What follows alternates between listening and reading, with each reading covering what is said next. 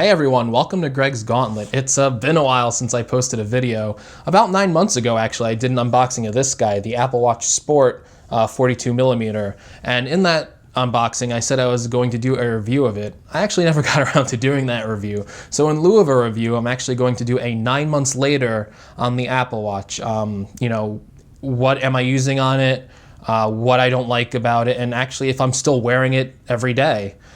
So one of the first things you have to know about a watch is obviously the design. A lot of people have gone on to do circular watches in the smartwatch category. This was first popularized with the Moto 360. LG started doing one, Huawei's doing one, and now even Samsung, which used to do square watches, they actually moved over to a circular design. When the Apple Watch first came out, I thought they should have done a circular design. I actually thought from the shots we saw that the watch kind of looked bland. It didn't look, fashionable, so to say. It didn't look nice on a wrist. I've actually changed a lot on that. I actually think the square design is actually pretty nice. I've seen these watches in the wild now. I think the Apple Watch tends to look the best. Even though I hope Apple still does a circular design one day, I think like the finish, especially on the stainless steel Apple Watch, it just looks really, really good. If I could go back in time, I'd actually probably purchase a stainless steel Apple Watch because of the bands. So on a Sport, you can kind of wear the Sport band, or what I have here is a leather loop in black. I like this because the material stays the same color throughout. So you have black and then you get to the watch. On some of the other bands, like the classic buckle, which looks like a traditional watch band, or the stainless steel link bracelet, the lugs on the front over here are in stainless steel, so when they meet the watch, they actually have some discoloration. It doesn't bother some people, but for me personally, it does bother me, and I think the stainless steel Apple Watch will just pair better with like a suit or like a dress shirt.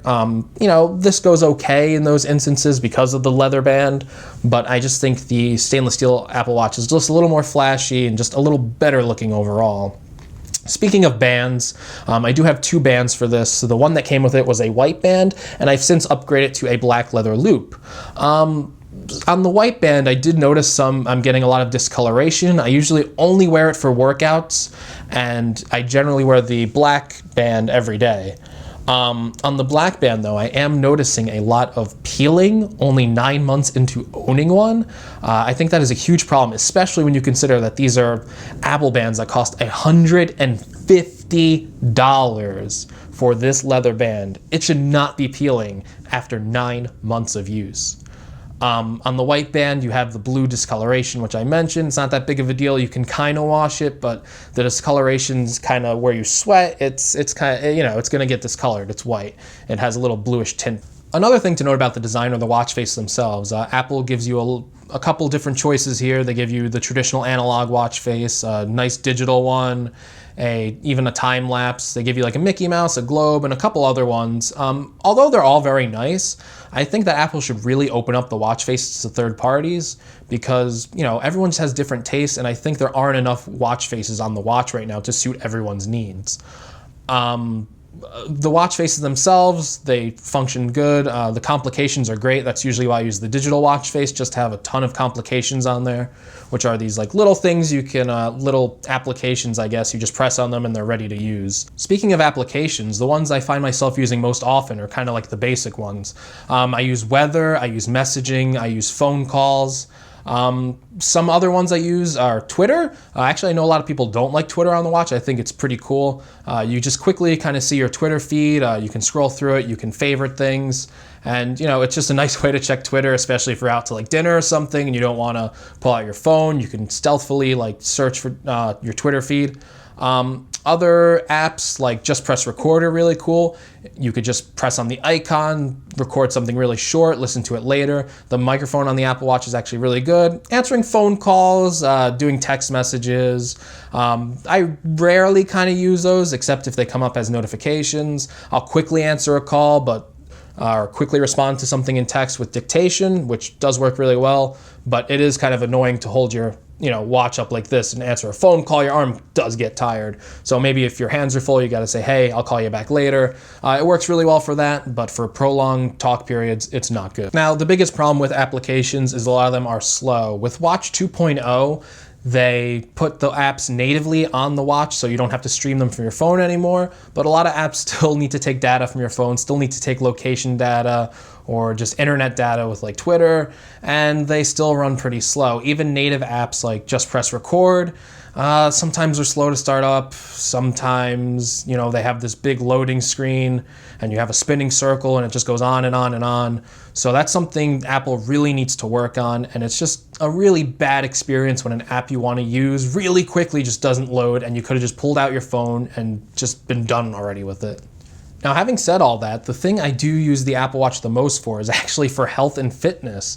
When I first unboxed the Apple Watch those 9 months ago, I weighed 270 pounds. Since the making of this video, 9 months later, I weigh 215 pounds. I actually lost 55 pounds since owning the Apple Watch. That's because I generally just didn't know how little I actually moved around. I set my move goal to 500 calories, and I'd take maybe 4,000 steps a day, and I would be nowhere near close to burning that many calories. Since then, I've upgraded it to 550, and now I'm doing 600 calories, and I've just met tremendous success with losing weight. I started watching what I eat more. The Apple Watch really helped me out. Some other great things is if you have to stand up, every hour it'll ding you to stand up. You also have the green bar for exercise. You're supposed to get 30 minutes of exercise a day. If you're not working your heart out enough, you're not going to get the exercise bar filled up. And I've been trying to fill those bars every day, and it's been working well for me. Some other great things is that you could do a workout, you could do a run, you can listen to music with it. So I put music on this, bring a pair of Bluetooth earphones, just strap this to my wrist, and I go out on a run. I don't have to worry about the phone bouncing around in my pocket.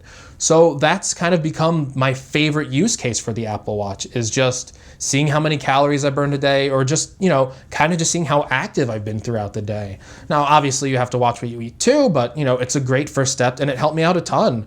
I've really liked the workout data on the Apple Watch, and it's helped me out a bunch. So does the Apple Watch pass the gauntlet? Well, yes and no.